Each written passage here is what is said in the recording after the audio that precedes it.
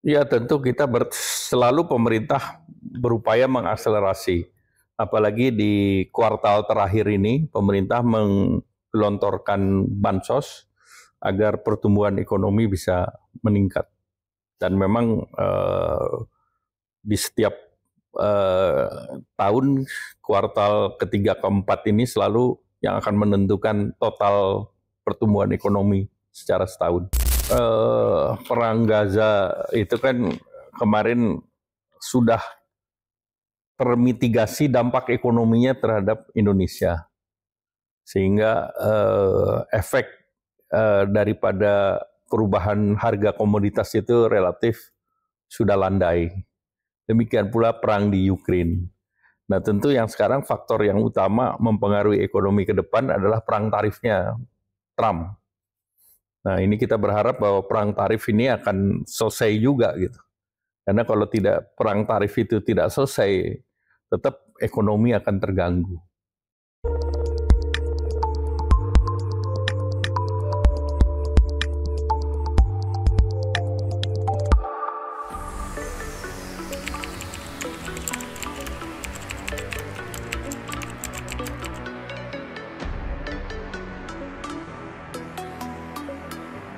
Ya, jadi pertama kalau kita lihat pertumbuhan ekonomi kita relatif stabil di angka 5%. Ini kalau kita lihat dalam 7 tahun terakhir aja kalau 5% berarti PDB kita tumbuh 35%. Tumbuh 35% kan sebuah angka yang bukan angka yang biasa-biasa saja. Nah, kalau kita lihat negara-negara yang sekitar kita, China kemarin memang masih tumbuh 5,2, Turki 4,8, Saudi 39, Brasil 2,2. Dan di antara G20 ya kita nomor 3 lah di bawah India, Cina, dan Indonesia. Inflasi kita lihat 2%, kemarin capaian kita 2,6, ini terendah di antara G20. Bandingkan dengan negara-negara seperti Italia 5%, Afrika Selatan inflasi, Argentina misalnya 33%, Turki 33%, Rusia 8%, Amerika 2,9 dan Brasil 5,13. Jadi kita pengendalian inflasinya juga relatif baik. Kalau defisit APBN kita kan 3%. Nah itu negara lain, Afrika Selatan, Turki masih 5-7.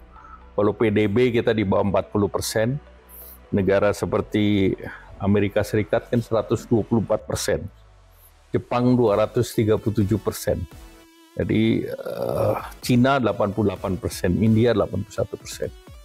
Jadi kita relatif juga jauh lebih rendah dan kredit rating kita juga masih investment grade, layak investasi dengan outlook stable. Baik itu Moody, Fitch maupun S&P, jadi seluruhnya baik.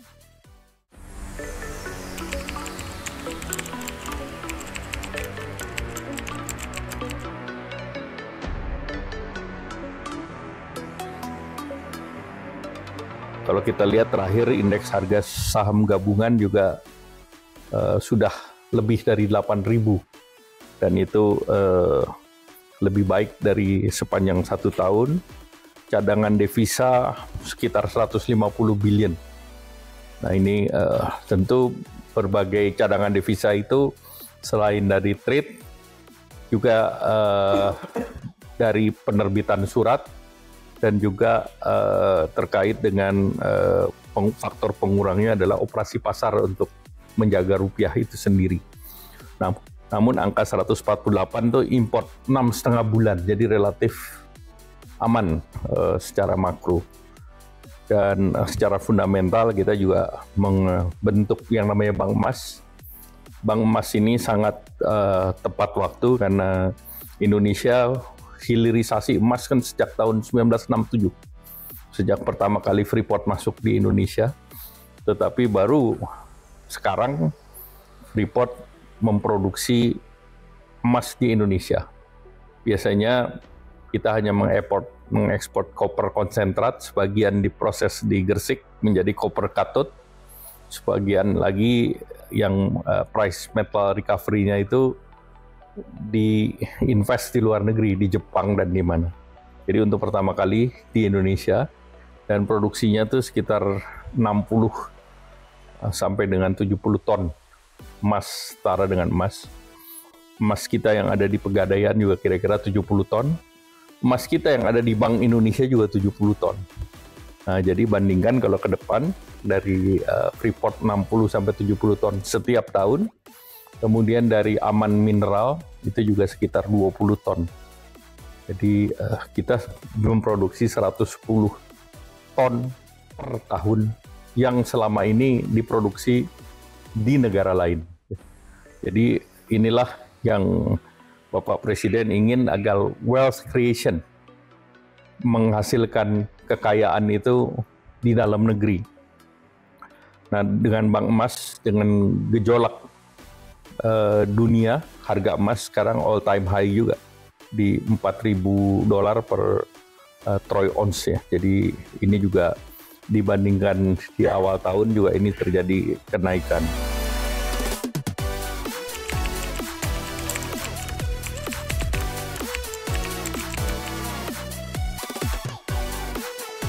Investasi juga kita lihat 942 triliun di semester 1, dan angka ini dibandingkan tahun lalu naik 13%. Dan saya monitor dari Pak Menteri Investasi di kuartal ketiga juga sekitar 1.400 triliun bisa dicapai. Nah, belum dari kawasan ekonomi khusus secara kumulatif kita capai 294 triliun dan tenaga kerjanya 187.376 dari 442 pelaku usaha. Nah, kalau kita lihat angka kemiskinan itu juga turun 8,47%, dan ini terendah sepanjang sejarah dibandingkan periode sebelumnya di tahun 2024 misalnya 9,03, 2022 misalnya 9,54. Ekstrim miskin juga turun dari tahun lalu 1,26, tahun ini 0,85 di bulan Maret. Jumlah orang yang bekerja juga meningkat, jumlahnya 145,77 orang. Pekerja penuh itu 96,48 juta, paruh waktu 37,62, dan setengah pengangguran ada 11,67. Nah, tingkat pengangguran terbuka sendiri turun ke 4,76%, dan ini juga terendah sejak krisis 98. Jadi tahun lalu sendiri 4,82%. Dan jumlah penganggurannya adalah 7,28 juta dibandingkan tahun Februari 2023 itu 7,99 juta orang. Nah, dari segi perdagangan internasional, kita surplus 5,49 miliar di Agustus 2025, dan ini surplus 64 bulan berturut-turut. Jadi ini dan capaian perjanjian, kita selesaikan perjanjian SEPA, dan ini secara substansi kita membuka pasar di 27 negara Eropa, tarifnya mendekati 0% di 97% pos tarif, dan produk unggulan kita juga 0 seperti kakao, karet, tekstil, garment, CPO, alas kaki, dan juga furniture. Target kita trade-nya itu meningkat 2,5 kali dalam 4 tahun ke depan, tetapi ini baru mulai berjalan 1 Januari 2027 karena perlu ratifikasi dari Parlemen Eropa, dan untuk ratifikasi itu dokumen yang ditandatangan perlu diterjemahkan ke 24 bahasa. Nah, karena ini kan negara di sana 27, bahasanya 24. Jadi bayangkan kalau wartawan tahu lah satu kalimat itu bisa multiple tafsir, multi tafsir. Nah, ini tafsirnya 24. Jadi ini yang menjadi tantangan. Kemudian kita juga selesai dengan Kanada. Kanada minimal di Amerika kita sudah punya kaki, yaitu di Amerika Utara. Kemudian kita juga sudah menyelesaikan dengan negara-negara di Eurasia. Eurasia itu Rusia, Belarus, dan negara-negara Tajikistan dan yang lain. Nah, kemudian tarif Trump kita negosiasi prinsipal sudah selesai 32% menjadi 19%, tapi masih ada pembicaraan detail terkait dengan komoditas lain dan legal drafting daripada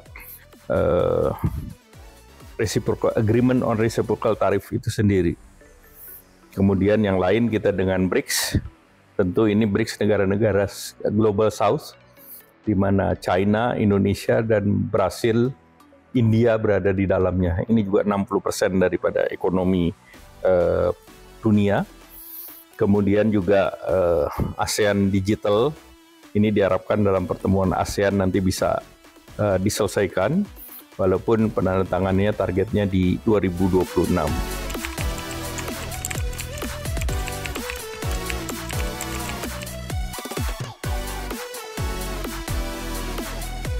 Terkait dengan sosial, ini kredit usaha rakyat sudah dinikmati tahun ini oleh 3,46 juta UMKM, dan kita memberikan stimulus di awal tahun yang anggarannya sekitar 61 triliun, terdiri dari berbagai macam bansos seperti THR untuk ASN, stimulus transportasi, kemudian subsidi upah dan diskon listrik maupun jaminan kehilangan kerja.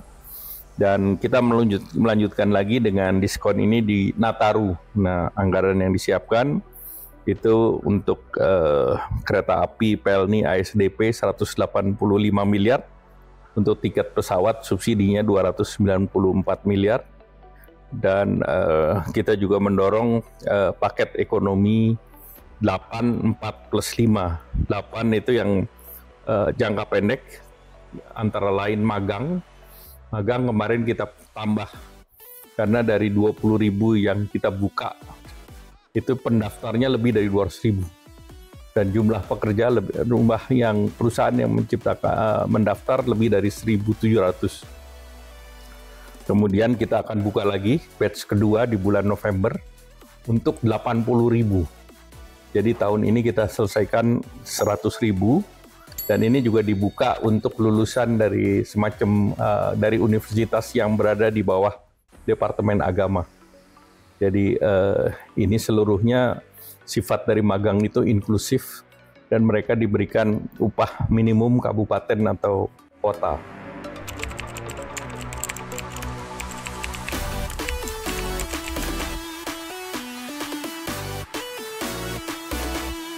Kita juga mendorong berbagai kegiatan yang terkait dengan Kampung Layan Merah Putih.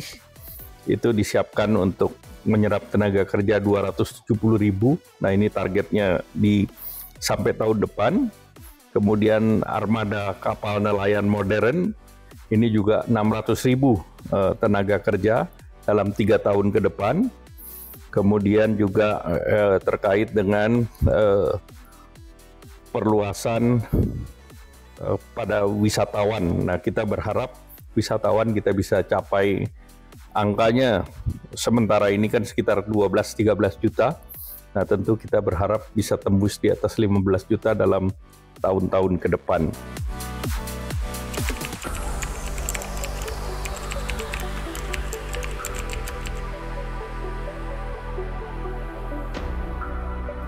Nah, pemerintah juga mendorong beberapa reformasi kebijakan, terutama yang online single submission dengan PP 28. 5 Oktober kemarin sudah berlaku, sehingga sudah ada service level agreement dengan kementerian dan lembaga. Dengan service level agreement, maka sudah tertentu waktunya apabila KL itu tidak menyelesaikan perizinannya, maka otomatis OSS akan memberikan approval. Jadi ini merupakan sebuah terobosan untuk investasi.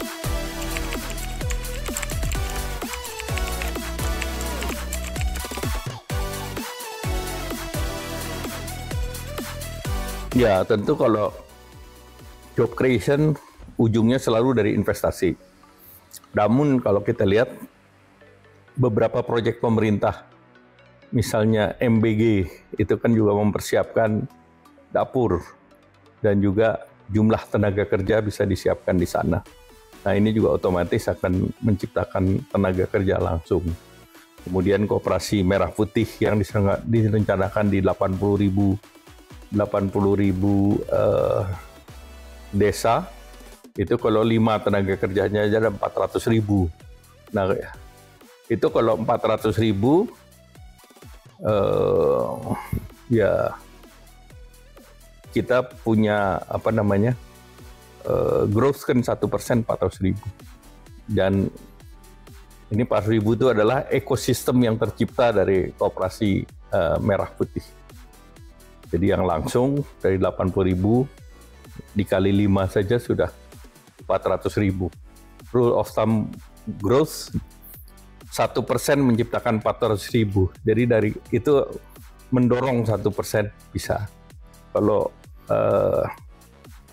MBG kan 330 triliun. Nah, itu juga tentu bisa mendorong pertumbuhan ekonomi. Jadi dari berbagai program itu ya lapangan kerja akan tercipta juga ekosistemnya.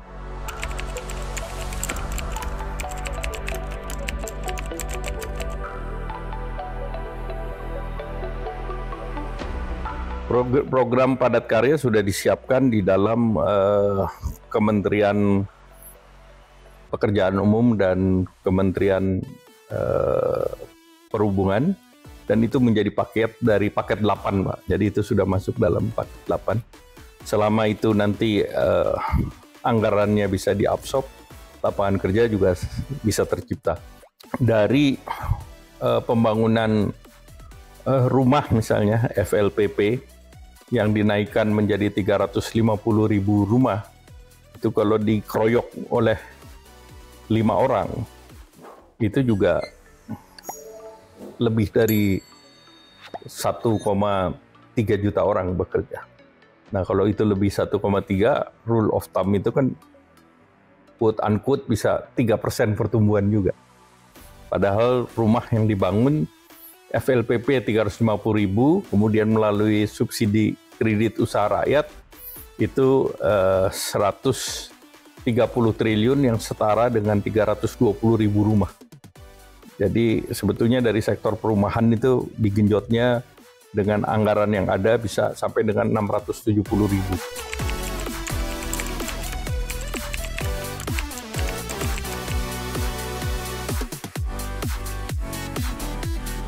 Ya, tadi saya sudah memberikan ilustrasi dari berbagai program aja.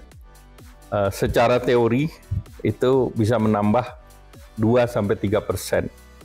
Dan dengan situasi fundamental sekarang 5%, itu angka 6-7%, bahkan 8%, ini harus kita dorong dengan ekosistem yang berjalan dengan baik, dan kita harus menjaga sustainability dari program itu sendiri.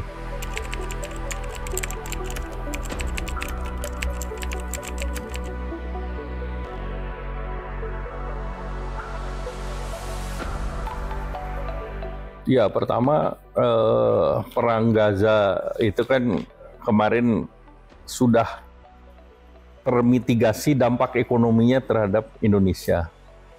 Sehingga efek daripada perubahan harga komoditas itu relatif sudah landai. Demikian pula perang di Ukraina.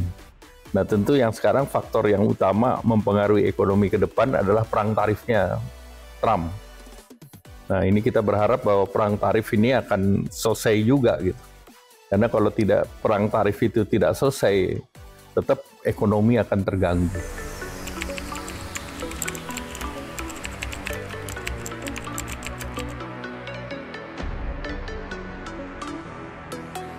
Ya, tentu kita target sesuai dengan anggaran kan tahun depan 5,4. Mungkin tahun depannya lagi kita bisa dongkrak selama seluruh ekosistem yang sedang dibangun ini bisa berjalan dengan lancar.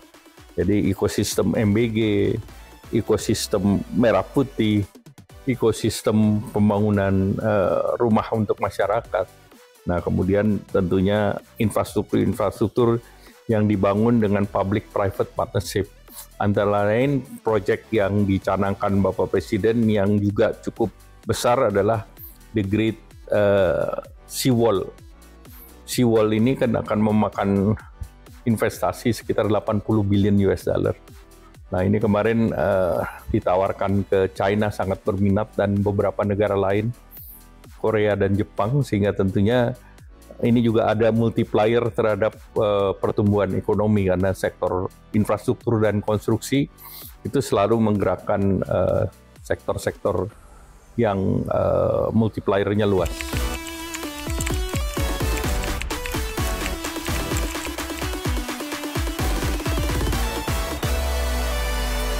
Bukan, lulusan. Jadi mereka yang lulus itu kita magangkan, intern lah di perusahaan selama 6 bulan.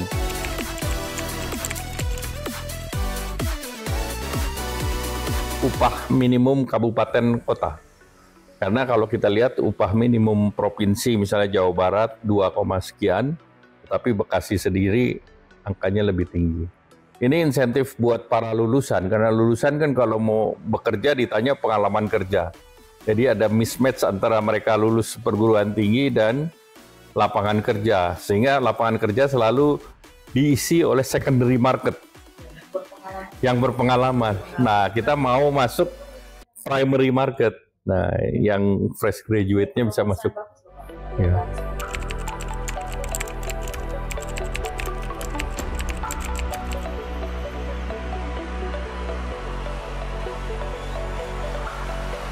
Ya, tentu kita selalu pemerintah berupaya mengakselerasi. Apalagi di kuartal terakhir ini, pemerintah menggelontorkan bansos agar pertumbuhan ekonomi bisa meningkat. Dan memang di setiap tahun, kuartal ketiga, keempat ini selalu yang akan menentukan total pertumbuhan ekonomi secara setahun.